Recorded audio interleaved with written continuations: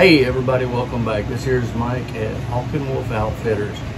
Yep, we're on to part 9, I believe is what we're on to. I'm not quite 100% sure, but what we do have here is the knife. Now it's time to take this thing and start shaping it up. Let's jump over to the sander, get this thing started.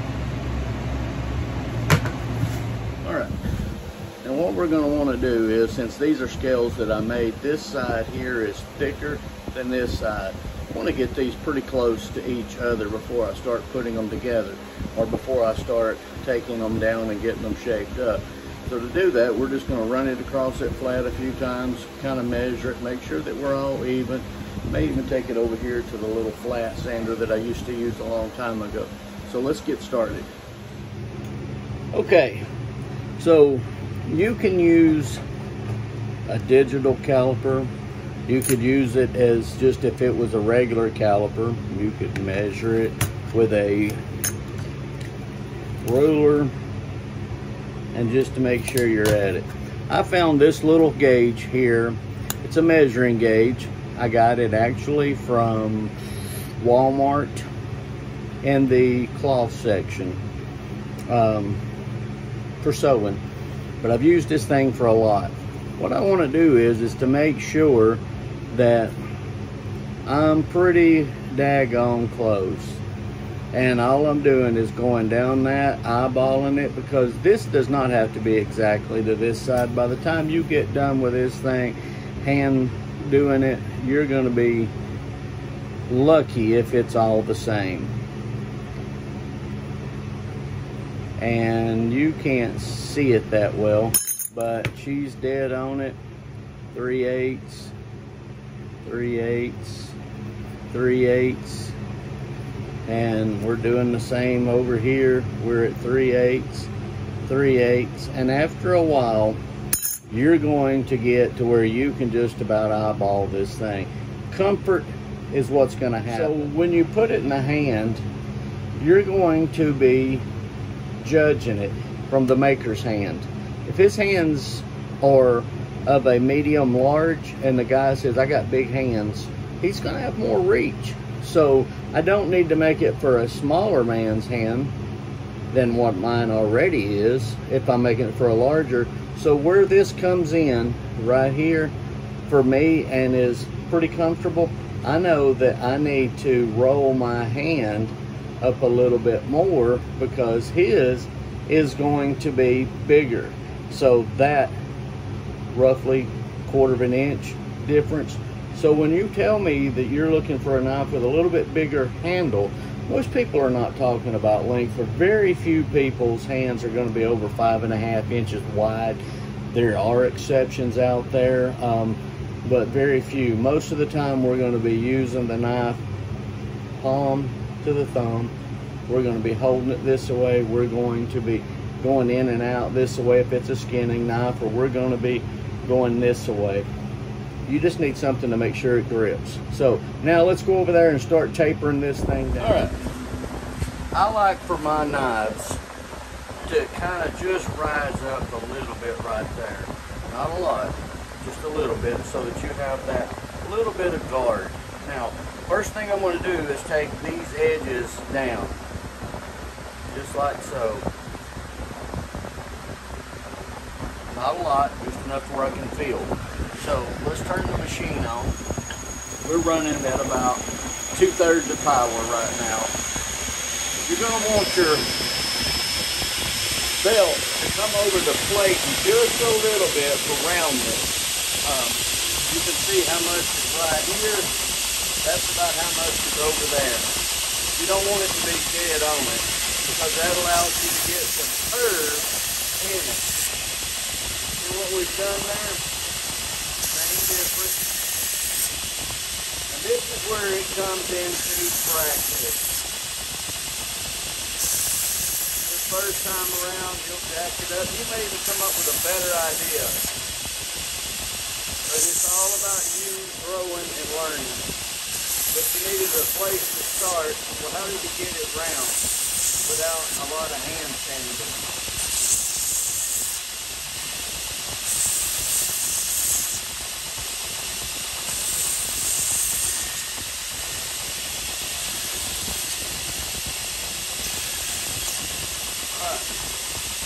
as you can see, we're starting to curve. We're bringing that around. It's already comfortable in my hand now, way more than it was. I can feel right in here we need more. Don't need a lot, but we need some more. So that means if I'm there, it's not a good, this wouldn't be a comfortable fitting knife right now.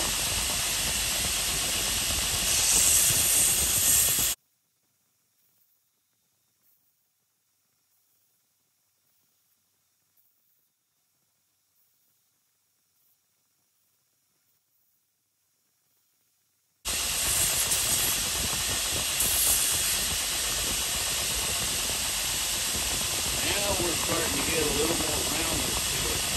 It's still just it's a rough finish. We're not doing anything spectacular. We're trying to get to the end of the race on the first pass. We're going to slowly go with this until it becomes fitted.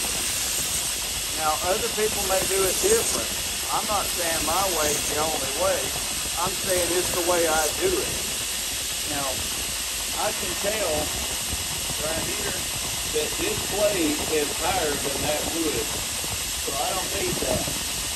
And what I need to do is set that down. So I'm just going to gently grind it without trying to heat it out too hot, and it'll start coming down. When that is no glue on it, then we know where the blade is where it needs to be. That goes back to in the beginning when we talked about it. Don't take it all the way down to what the finished product is going to be, because you're going to do this.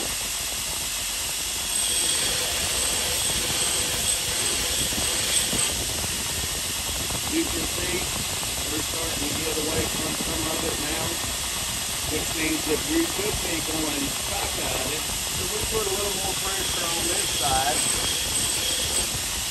and we start taking more off of this side.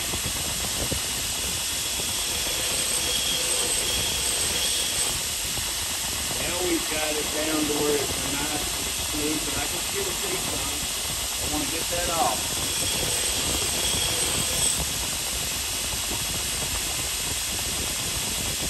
We should be good right there.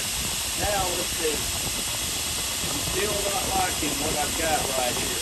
But I know if I keep going, I'm going to take so much off of it, then when I come to put my little scallop belt on it, God, this place handle's going to be so thin, a child of 5 could use it. So let's go ahead and get our divot in here. And all I do is this.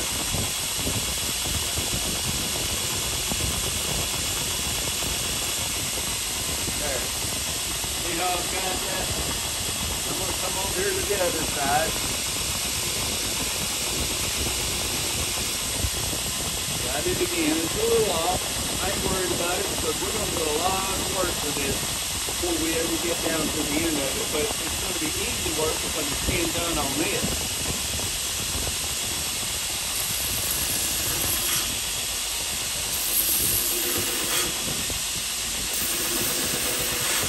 Now what I'm doing here, what I just done was I want to get that down to about right in here.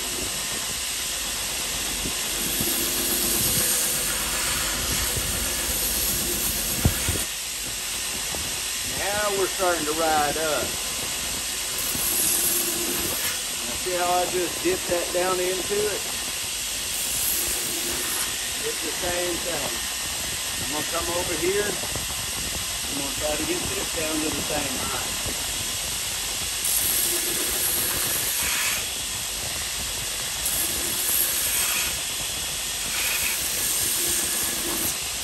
Now I'm going to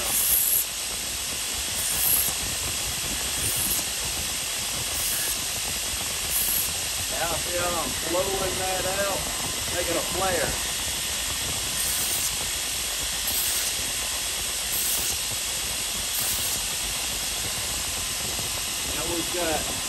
Now we got a thumb and a grip for our thumb up here. We're not up above it too much. We got a better fitting handle. Let's smooth all that down.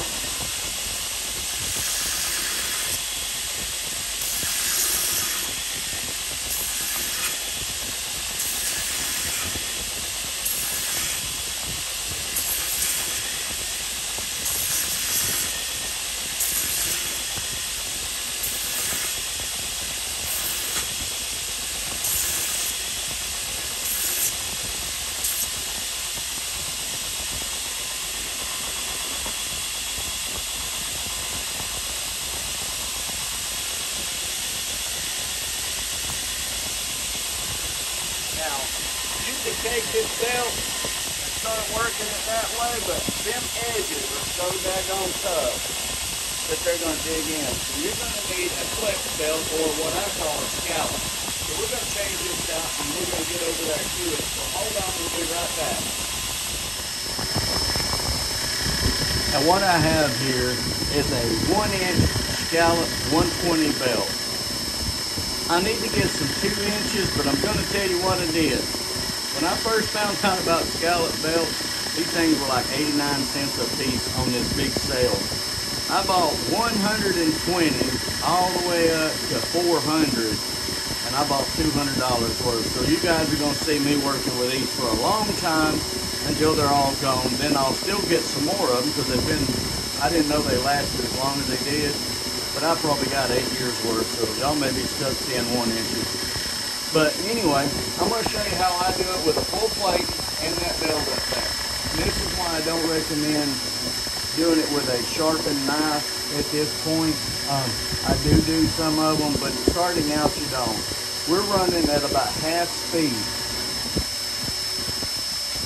You do not want these things running at a full speed, because if you do, you're going to eat off a lot, especially with wood. So we're going to put this up here, and I'm just going to roll this bad boy. See how we just started curving that? Curving it down. We're just going around it and flicking it. Just flicking it. See how much is coming off? That's why I said do not go very fast. Because it is a very aggressive belt. And especially with wood. Depending on which size wood you've got. Now we're going to come back, do the same thing. We flipped it over.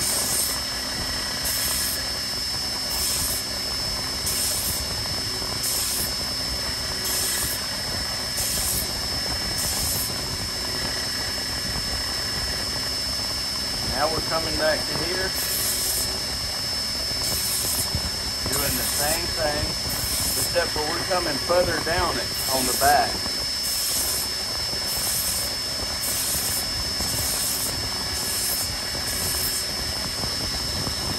Notice how we're starting to get more of a roundness to it, but it don't feel right, so I'm going to work on it.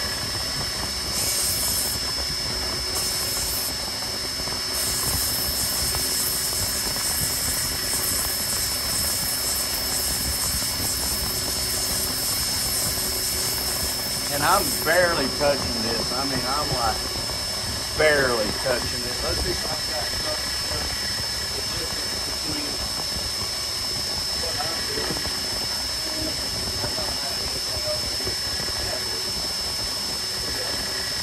Here's some old forks that I was going to work on. From the lightness that I was doing, which is like this, getting that result. If you push down on that sucker, look at that. You'll be jacked up, so don't be putting a lot of pressure on it. Just be working it.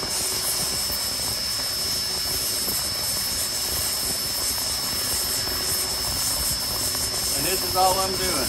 I'm working it around and around. Barely, I mean, it's just the weight of the blade really on it, with minus the weight, because I'm really lifting off of it. As we've gotten it going down, I'm going to continue to do that until I get it where I want it at. So, to save you some time on minutes, we're going to kind of just keep going that same process. Nothing different until I get it where I want it. Okay. Now you start seeing a shaped up handle, right? See how we've got that divot going down in it? We could bring that thinner, but I wanted my hand to rest in there and give me that grip that I need, that you need, that anybody needs, and it still has it up to here. So all I'm going to do is I'm going to do 220, the same process, except for I'm going to bring it down about 10% more in speed, 320, and then 400, and then this is going to be done, and then we'll start putting our other stuff that we have to put on it. So hold tight. I'll be right back. Remember, 120, 220, 320, 400. That's what I do. So hold on. Okay. There's your handle. Now we're going to hand sand and finish the last of it. Yes, I believe that we should all hand sand everything that we do up to about 600. This is actually 320. My infamous wisdom thought I had 400 left still, but I don't. So I can buy some 400. I have 600, but I don't want to jump up to 600 in it until, and I don't even think you can buy 600 anymore in the 1-inch scallops. They may, I don't think they are. Basically all they do is they split a 2-inch belt from my understanding with those scissors or whatever. But anyway, this is what we have. We're starting to come along. Got the nice little bullseye in it. That is not my design. That does belong to Andy Roy. Very few will I ever do of these here, if I do any. Only just out of respect for him, because I don't think I've seen any of the other ones that was out there. And he does say in his stuff that you can see by the handle sticking out, that's a fiddleback, and I don't want everybody to think that that's a fiddleback if that's not what it is. So let's get some 400 and get started. But Mike, you said hand sanding. It is. It's my hand sanding on this. This is a 400. This is for Kydex. It's just a sanding abrasive for 400. And we're going to take it and we're going to shape it with this here. And all it does is go on side of your bench grinder. And we're going to take it and do the same thing that we do rocking rotation.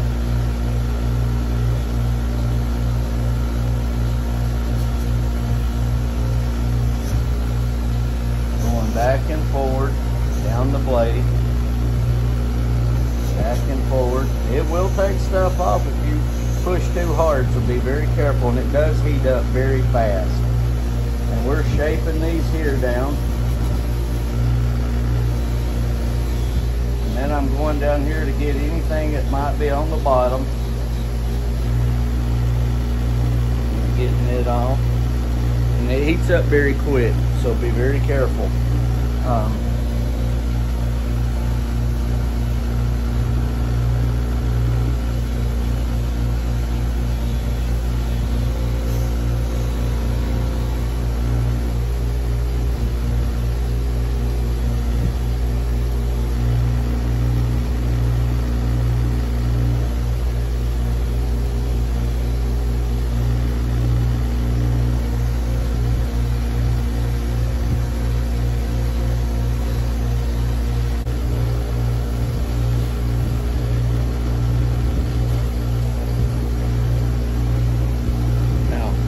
The cool things that I like that I've just started doing, see the black in this?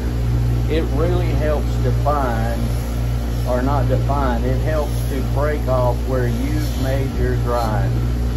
So you can just blacken that wood by heat is all that is.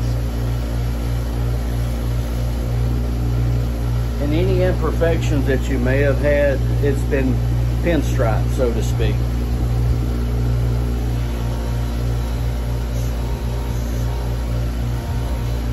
Now they make a wheel I've just recently seen that is dedicated for this.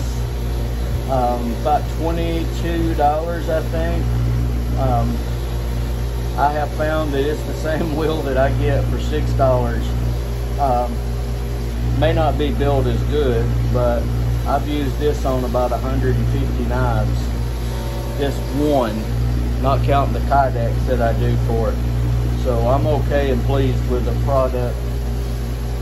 You can get those from holstersmith.com, I believe they are. You'll see them when you look at them. But you can also get them from Pops, which I believe is a little bit better built product. I don't know how long it lasted. I've not tested it.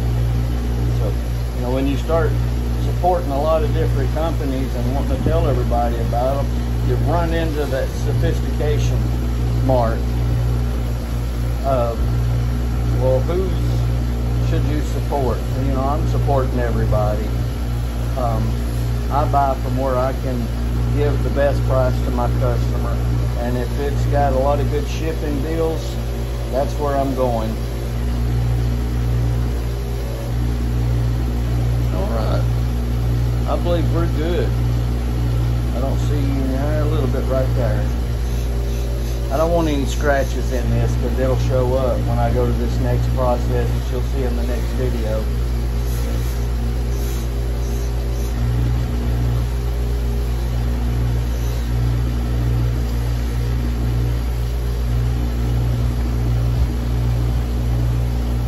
So here you have a shaped up handle that is ready for my next treatment.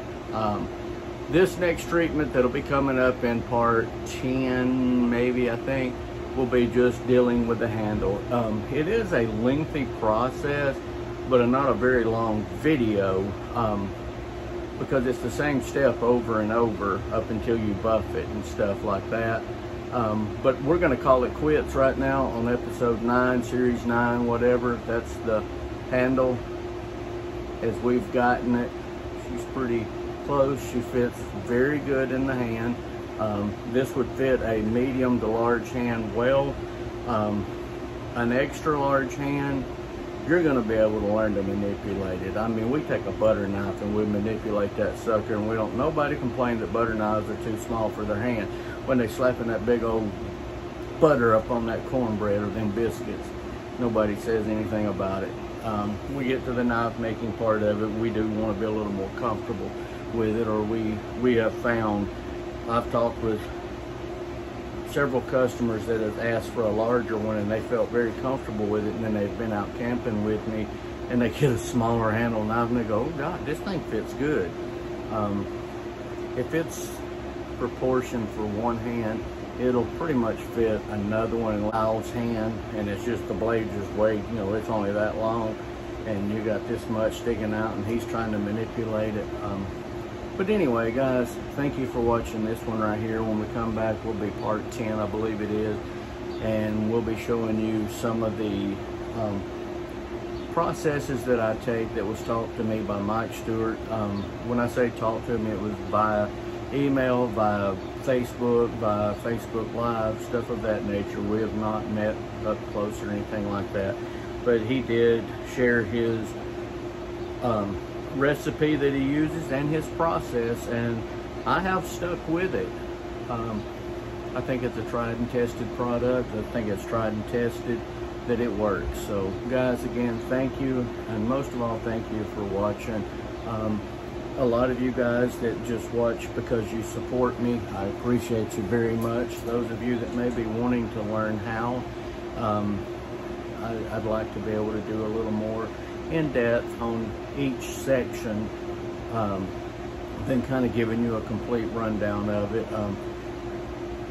Yeah, I mean, that's about it. I mean, the more you watch it, the more you share it, it may reach the hands of that one aspiring young man or woman that wants to get out there and make knives. And so guys, again, thank you for watching these videos. Thank you for sharing. Thank you for liking and subscribing.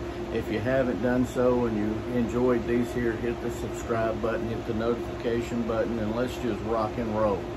Again, guys, thank you, and I'll catch you on another video.